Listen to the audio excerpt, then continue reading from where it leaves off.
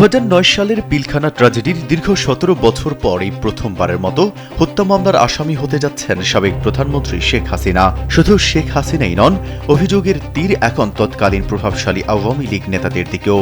BDR বিস্ফোরক মামলার chief public prosecutor Mohammad Borhanuddin গণমাধ্যমকে নিশ্চিত করেছেন যে শেখ হাসিনার পাশাপাশি জাহাঙ্গীর কবির নানক, ব্যারিস্টার ফজলে নূর তাপস, তৎকালীন স্বরাষ্ট্রমন্ত্রী সাহারা খাতুন সহ একাধিক মন্ত্রী ও সংসদ সদস্যের নাম এ মামলায় অন্তর্ভুক্ত করা হচ্ছে।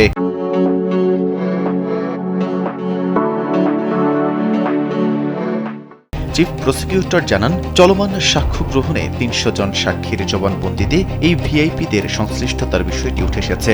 আইনের বিধান অনুযায়ী তাদের এখন এই মামলার আসামি হিসেবে অন্তর্ভুক্ত করার প্রক্রিয়া চলছে। পিলখানা হত্যাকাণ্ডের মূল হত্যা মামলার রায় হলেও বিস্ফোরক আইনের মামলাটি এখনও বিচারাধীন। প্রায় ৮৫০ জন আসামির এই মামলায় ১২০০ জন সাক্ষীর মধ্যে এখন পর্যন্ত ৩০০ জনের সাক্ষ্য গ্রহণ সম্ভব হয়েছে।